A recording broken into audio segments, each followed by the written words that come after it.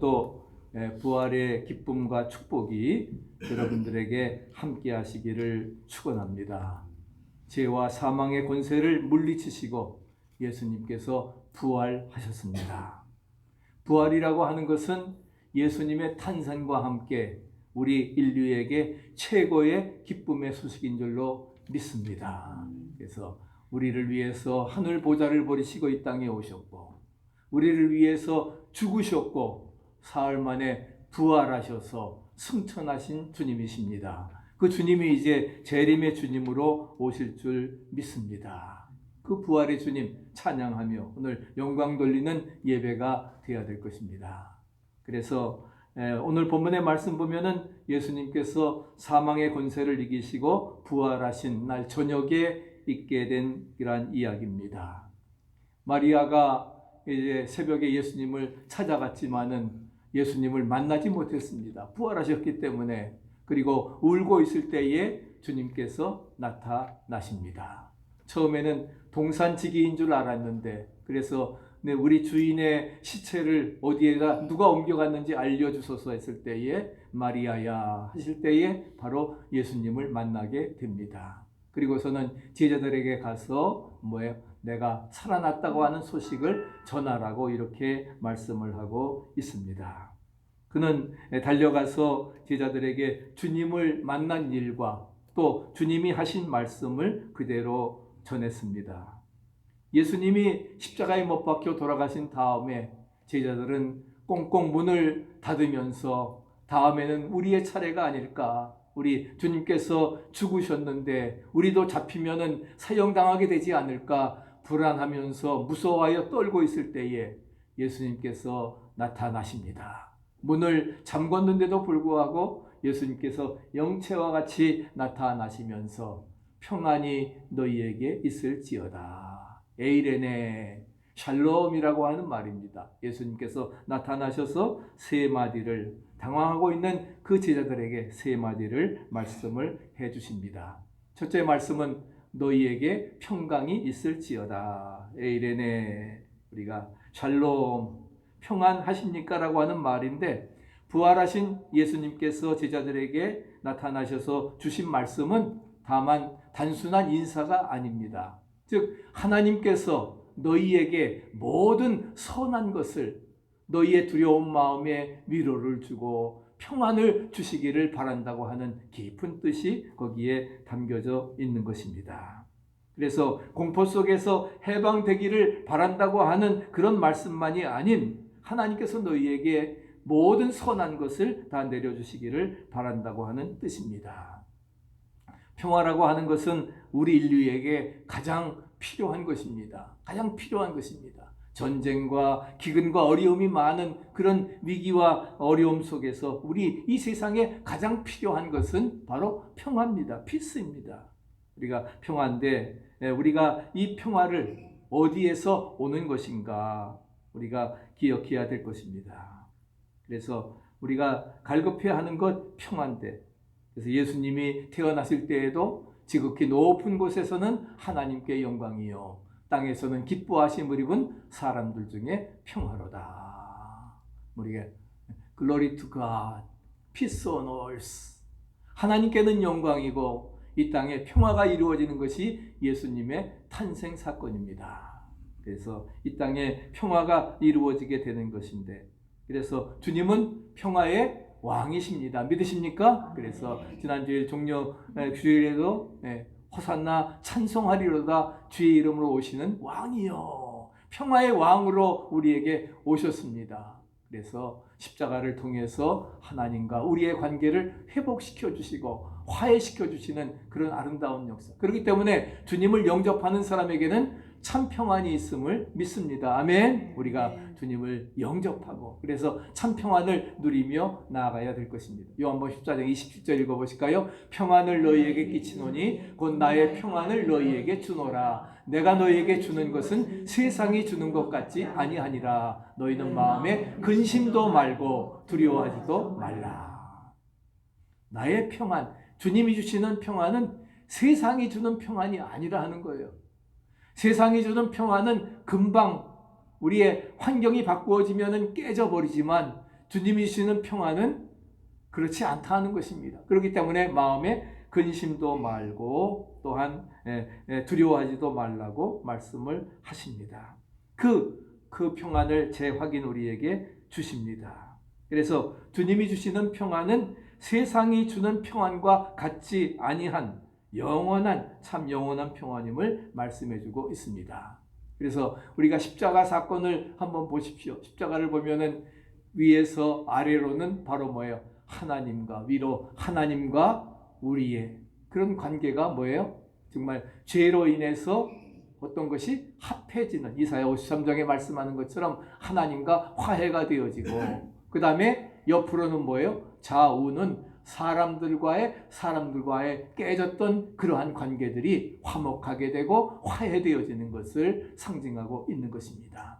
바로 십자가가 바로 뭐예요? 화해의 상징이에요. 평화의 상징이에요. 믿습니까? 주는 평화, 막힌 담을 허셨네. 자신의 몸을 찢으심으로 우리가 우리의 모든 것을 허물어 주셨다고 하는 것을 말씀해 주고 있습니다. 여러분, 주님의 십자가를 한번 바라보시기 바랍니다. 주님의 십자가를 바라보면서 그리고 정말 주님이 달렸던 나의 잘못된 그러한 내가 잘못된 이 짓을 하고 또 잘못된 길로 가는 그 손과 발의 대못을 받으시고 내 마음속에 더러운 죄악들을 사해 주시기 위해서 그러한 창자국에 찔려 주시고 내 머리에 그래서 거시관을 쓰셨고 그래서 모든 것들 주님께서 다 해결해 주신 그 예수님, 우리가 정말 주님의 그 고난당하신 모습을 바라보며 나가야 될 것입니다. 그리고 우리 함께 고백하십시다. 살아계신 주님께서 믿는 자들에게 주시는 평안을 누리며 살아갑시다. 다시 한번요. 살아계신 주님께서 믿는 자들에게 주시는 평안을 누리며 살아가시기 바랍니다.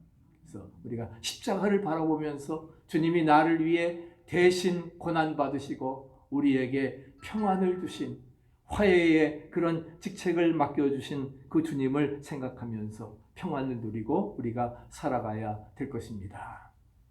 1982년 11월 15일 미국 대통령을 지낸 조지 부시, 그 아들도 이어서 대통령이 됐지요.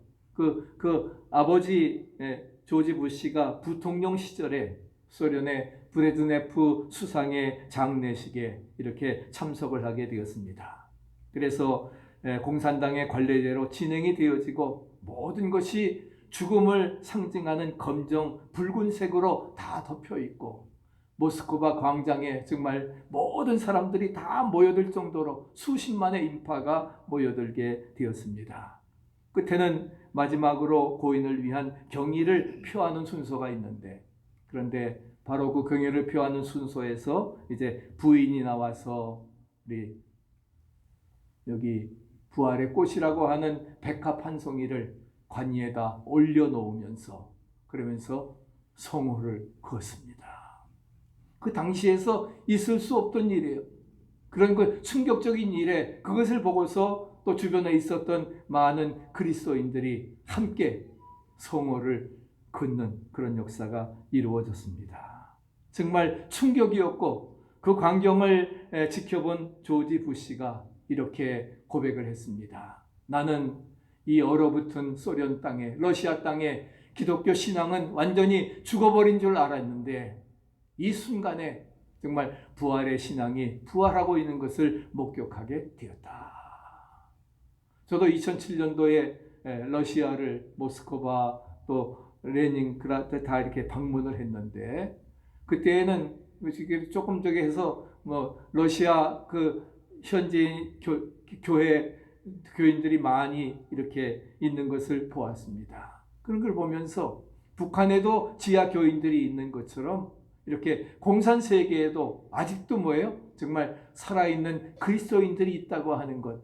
그렇기 때문에 바로 그 나라들이 존재하게 되고 언젠가는 이제 복음화되는 아름다운 역사로 이루어지리라 믿습니다. 바로 조지 부시가 그런 고백을 했던 거예요. 정말 기독교 신앙이 죽어버린 줄 알았는데 아니라는 겁니다. 부활의 신앙이 싹트고 그리고 신자들이 숨어 있었고 그 숨은 신자들을 통해서 복음화가 이제 널리 전파되고 있다고 하는 사실을 깨닫게 되었던 것입니다. 두 번째는 성령을 받으라 말씀하십니다. 제자들에게 나타나신 예수님께서 우리가 너희에게 평강이 있을지어다 평강을 말씀하고, 두 번째는 숨을 내쉬면서 성령을 받으라 말씀을 하십니다. 요한은 창세기 2장에 있는 말씀을 생각하면서 아마 기록을 했을 것입니다. 창세기 2장에 나오는 인간을 창조하는 그러한 모습, 흙으로 사람을 당신의 형상대로 빚으시고 그리고 그 코에 생기를 넣으니 생명이 된지라. 할렐루야. 그래서 숨을 내쉬면서 성령을 받으라 말씀합니다. 사람은 육체만 가지고는 살아갈 수가 없습니다. 영을 불어넣어야, 그래야 예수님께서 말씀하신 것처럼 성령을 받아야, 그래야 중생의 역사가 이루어지게 되는 것입니다. 에스겔 37장에서도 그 에스겔 골짜기의 뼈들이 하나님의 말씀이 대언되니까 어떻게 돼요? 그 뼈들이 맞춰져 가지고서 큰 근대를 이루는 그런 그 새로운 그러한 그 소생의 역사가 이루어졌던 것을 찾아볼 수가 있습니다. 성령이 아니고서는 예수를 주라고 시인할 수가 없다 했습니다. 또 증인이 될 수도 없다 하는 사실입니다. 그런 사실을 우리가 기억하고, 그렇기 때문에 우리는 성령의 충만한 세례를 받기 위해서 우리가 늘 기도해야 될 것입니다. 그것은 개인뿐만이 아닙니다. 우리 등대교회가 이제 창립 16주년을 향해 나아가면서 우리 교회가, 우리 성도들이 성령으로 충만할 때, 할렐루야, 우리가 교회로서 우리 성도들로서의 사명을 충실히 감당하고 우리 교회에 부흥의 불길이 일어날 줄로 믿습니다. 건조한 사막에서 발견되어지는 아나스타티카라고 하는 식물이 있습니다. 건조한 사막이니까 이제 꽃이 폈다가는 그 잎사귀가 떨어지고 가지가 마치 메말라 죽은 것처럼 되어 있는데, 그런데 이슬이 내리고 또 이렇게 물기를 닥치게 되어지면은 습기가 닿는 즉시 잎사귀를 내밀고 다시금 솟아나게 되어진다고 해서 일명 부활의 꽃이라고 말씀을 하고 있습니다. 뛰어난 복원력. 우리가 예수의 생명 안에 우리가 접붙임 받게 되면은 우리도 주 안에서 영생 복락의 축복을 누리게 될 줄로 믿습니다. 우리의 영혼이 소생함을 받고 사망에서 생명으로 또 죽음에서 희망으로 가득 차는 것이 바로 성도의 특징임을 믿으시기 바랍니다. 우리 성령은 두 가지의 결과를 가져오게 됩니다. 우리 같이 한번 읽어보실까요? 성령 충만히 받지 못하면 아무것도 할 수 없고 성령의 충만을 받으면 무엇이든지 할 수 있다. 우리 100명 모인 것처럼 더 크게, 성령 충만히 받지 못하면 아무것도 할 수 없고 성령의 충만을 받으면 무엇이든지 할 수 있다. 다시 한번 우리 오른손 들고 하십시다. 성령 충만히 받지 못하면 아무것도 할 수 없고 성령의 충만을 받으면 무엇이든지 할 수 있다. 할렐루야. 네. 송순란 권사님 제일 크게 하셨어요. 손도 제일 높게 드셨고 성령 충만하시길 무엇이든지 할 수 있다. 할렐루야. 우리가 그런 믿음을 가지고 나아가야 될 것입니다. 우리 유명한 화가 중에 렘브란트, 우리 돌아온 탕자 그렸고, 그 다음에 제가 그 이삭의 그러한 그 백세 이삭을 바치는 그러한 그 번제물, 제물도 렘브란트가 그렸습니다. 렘브란트의 야경이라고 하는 그림이 있는데, 바로 그림을 잘 그려서 돈도 잘 벌었습니다. 성공했습니다. 잘 나갔는데 갑자기 아내가 죽게 되었습니다. 갑자기 아내가 죽으니까 시리에 빠졌습니다. 정말 모든 것을 다 잃어버리고 그러한 상태에서 시리에 빠져 있는데, 그러나 인간의 죽음이 마지막이 아니라는 것을 깨닫게 되고, 그러면서 그 어려운 순간에 예수님을 만나게 됩니다. 그리고 주님이 주시는 바로 오늘 성령을 받으라. 평강이 너희에게 있을지어다. 그 성령과 평강을 체험을 한 다음에 그가 다시금 새로운 마음으로 그린 것이 바로 야경이라고 하는, 또 나이트 워치 야경이라고 하는 그림입니다. 이 그림이 암스테르담 박물관에 있는데 많은 사람들이 그 값을 물어봤습니다. 이 그림 값이 얼마입니까? 그랬더니 그 렘브란트가 이런 이야기를 했습니다. 이 그림은 아내의 죽음을 통해서 참 생명이 무엇인가를 체험하면서 그린 것이기 때문에 억만금을 주고라도 팔 수 없다는 거예요. 값으로 평가할 수 없다 하는 겁니다. priceless. 네? 값으로 평가할 수 없다 하는 것입니다.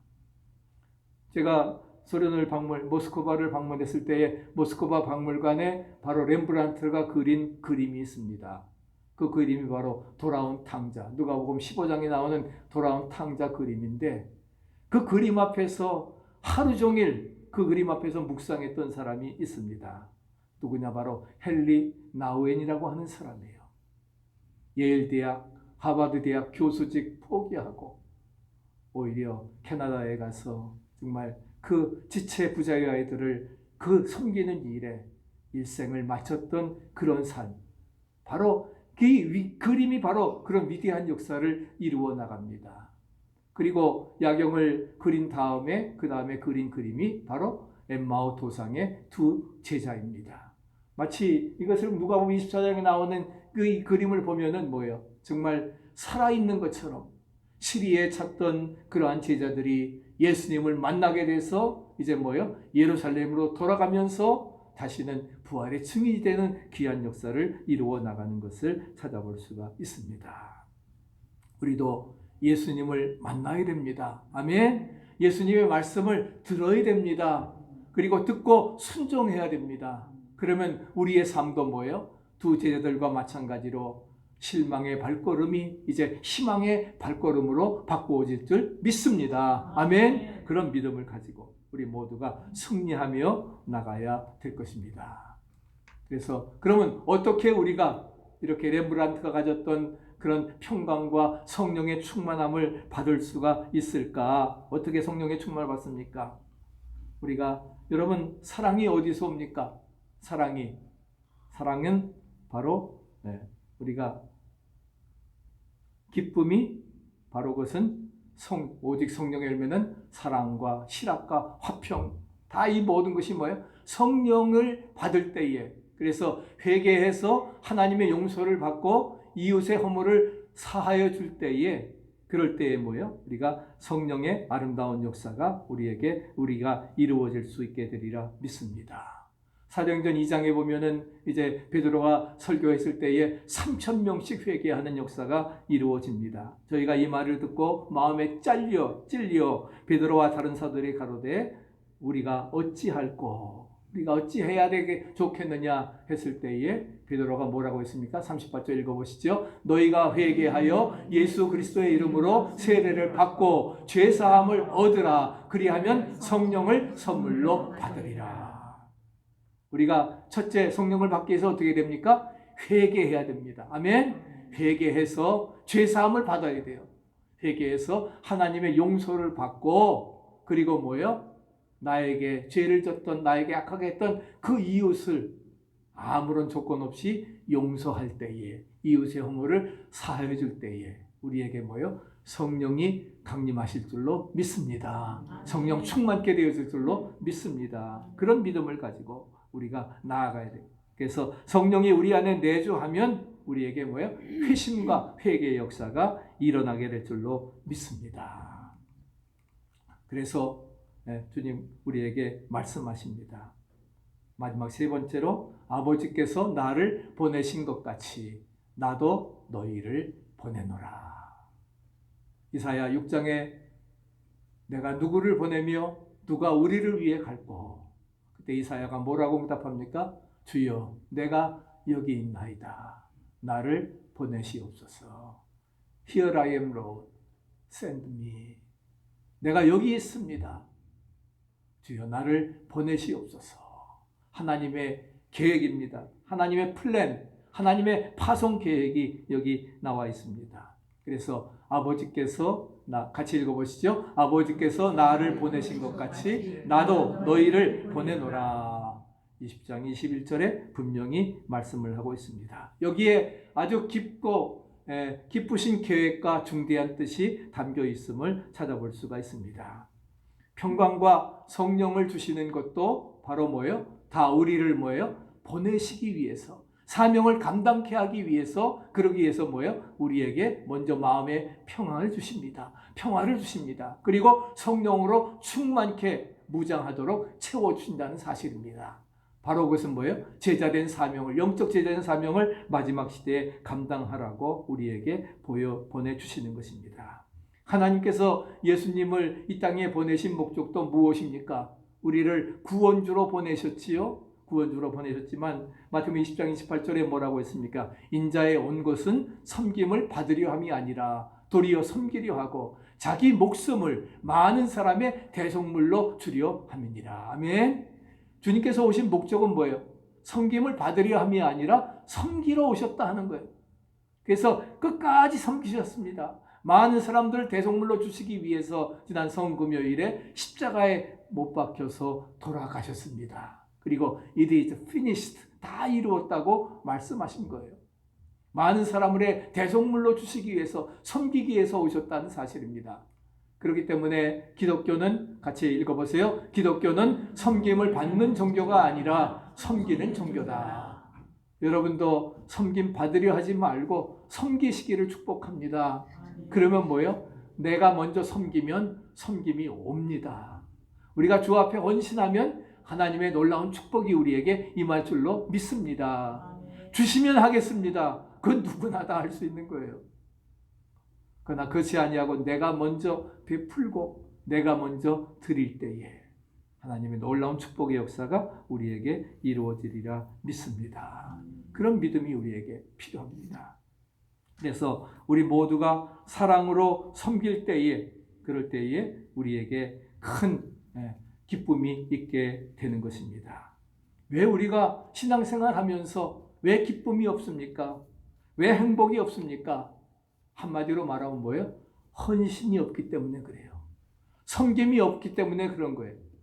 같이 읽어보세요. 헌신하고 희생할 때 행복의 열매를 얻을 수 있다. 믿습니까? 우리가 헌신해야 돼요. 그 다음에 희생해야 돼요. 먼저 섬기고 헌신하고 희생할 때에, 그럴 때 우리는 행복의 열매를 얻게 되리라 믿습니다. 벌써 이제 여기 필라에 와서 개척 목회를 한 지 16년째가 되어갑니다. 제 40여 년 목회 가운데 제일 오래 여기에서 이제 마무리를 하게 되는데, 필라 오니까 참 좋아요. 좋은 것도 많고. 그 다음에 필라에 제가 항상 얘기하지만 존 와나메이커, 백화점 왕이라고 불려지는 67년 동안 교회학교 교사를 하면서 교회를 짓고, 그리고 YMCA도 한국에 지어주고 하는 그런 백화점 왕, 하나님 제일 지혜로 살았던 그 사람, 정말 필라의 명물이고 가장 최신부 장관으로서 귀한 역사를 감당했던 그러한 사람입니다. 제가 또 하나의 오늘 그의 한 소녀를 여러분들에게 소개하면서 이제 말씀을 드리려고 합니다. 바로 헤이티 와이아트라고 하는 그런 아이인데, 필라델피아의 템플교회가 세워졌을 때의 일입니다. 이것은 지금 그 템플교회가 1880년대, 그러니까 아펜실라를 파송할 때 거의 시작되어진, 그 전부터 이제 세워졌던 그러한 교회입니다. 그런데 이제 그 교회당이 너무 작아가지고서 부활절 예배를 드리러 어린 소녀가 갔는데 어른들도 들어올 수 없다고 하면서, 다 들어오지 못한다고 하면서 아이들을 다 돌려보냈습니다. 돌려보냈는데 결국 그 소녀는 예배당에도 들어가지 못하고, 그리고 병이 들어서 갑자기 죽게 되었습니다. 그런데 그 소녀의 베개 밑에, 바로 밑에서 57센트, 1불도 안 되는 1800년, 80년대입니다. 57센트와 그 다음에 편지 한 장이 써졌습니다. 그것은 바로 러셀 코넬 담임 목사님에게, 템플 교회 목사님에게 보낸 편지였습니다. 목사님, 저는 교회 가고 싶지만은 그러나 예배실이 비좁아서 빈 자리를 기다리는 그러한 아이입니다. 제가 모아서 아껴놓은 돈인데 이것으로 예배당을 지어서 그리고 모든 어린이와 함께 그 다음에 예배를 드릴 수 있도록 그렇게 해주세요. 그리고 그 아이의 장례식 때 이제 모든 성도 앞에서 읽혀졌고 모든 사람들이 눈물 흘리면서 이제 그리고 이를 계기로 템플 교회가 큰 교육관을 짓게 되었습니다. 그래서 오병이어의 57센트 오병이어의 기적으로 소년의 도시락이 5천 명을 먹이고 12광주리를 남겼던 것처럼 25만 불이 1880년대에 우리가 모금이 되었고 3,000평이 넘는 그리고 3,000명이 한 자리에 들어갈 수 있는 예배 장소와 교육관이 이제 건축하게 되었던 것입니다. 그러면서 바로 이 이야기는 57센트의 기적이라고 하는 그래서 그 헤이티 와이어트라고 하는 그 아이의 그런 그 눈물의 기도를 통해서 이루어지게 되었던 것입니다. 그 소녀의 가슴에 불타오르던 작은 불꽃이 교인들의 가슴에 이제 정성의 헌신으로 이루어져서 결국은 이제 그 템플 교회 교육관이 결국 그 헨리 러셀 코넬 목사님은 바로 그 교회를 중심으로 해가지고서 이제 바로 사마리아 병원도 짓게 되고 후에는 템플 대학교가 되는 그런 놀라운 역사가 이루어지게 되었던 것입니다. 그 자랑스러운 필라델피아에 저 여러분들이 사는 겁니다. 믿습니까? 우리야 주의 부인들에게 알려주세요. 그래서 헤이티 와이어트 바로 그 소녀의 희생이 57센트의 그런 것이 바로 교회를 건축하고 교육관을 건축하고 템플 병원을 만들고 그 다음에 템플 대학교가 탄생되어지는 그래서 38,000명의 학생으로 미국에서 두째째 제일 큰 종합대학으로 발전을 하게 되었던 것입니다.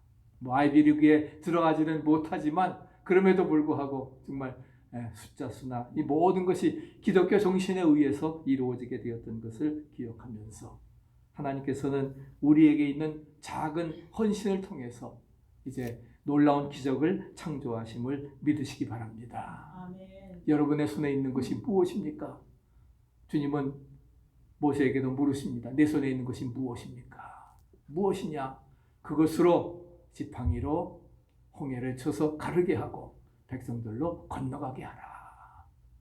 우리 내 손에 있는 것 적은 것이지만 주님께 드려지게 되어지면은 바로 그것은 놀라운 기적을 창조해 나갈 수 있으리라 믿습니다. 아멘. 그런 믿음을 가지고 그래서 하나님을 가장 기쁘시게 하는 것 이것이 뭐예요?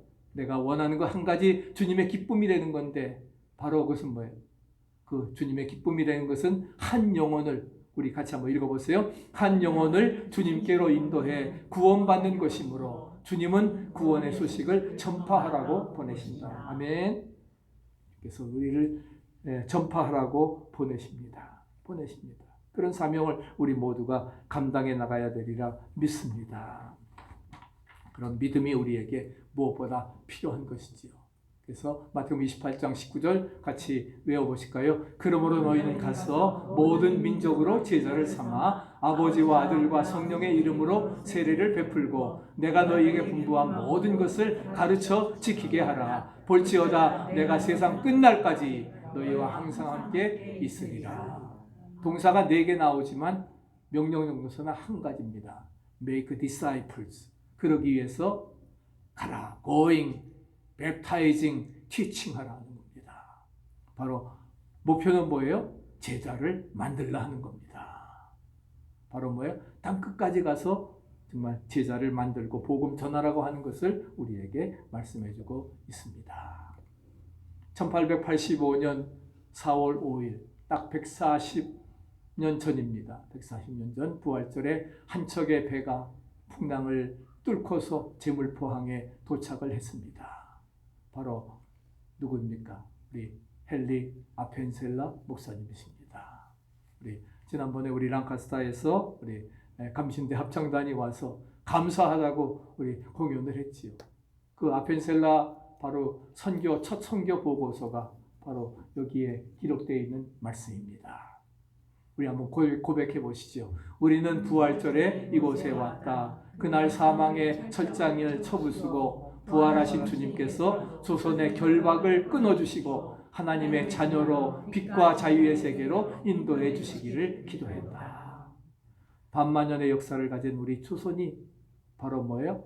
이제 어두움의 철장을 끊어내고 복음이 전파됨으로 정말 잠자는 세계에서 이제 영원한 빛의 세계로 바꾸어지는, 우리가 복음이 들어옴으로 인해서 이제 개화되어지고, 그리고는 정말 우리 한국이 정말 경제 대국으로 성장하는 그런 놀라운 역사의 밑거름이 바로 벤셀라 선교사의 그런 선교사들의 헌신과 희생, 기도를 통해서 이루어지게 된 줄로 믿습니다. 그런 놀라운 역사, 우리 모두가 이 부활절 아침에 우리가 상고하면서 나가야 될 것입니다. 말씀을 정리합니다. 너희에게 평안이 있을지어다. 주님이 주시는 평안이 함께 하시기를 바랍니다. 그리고 숨을 내쉬며 성령을 받으라. 우리 모두 성령 충만하시기를 축복합니다. 아버지께서 나를 보내신 것 같이 나도 너희를 보내노라. 주님의 지상명령에 헌신에 그런 헌신하는 위대한 교인들, 위대한 교회 되어지기를 간절히 축복합니다.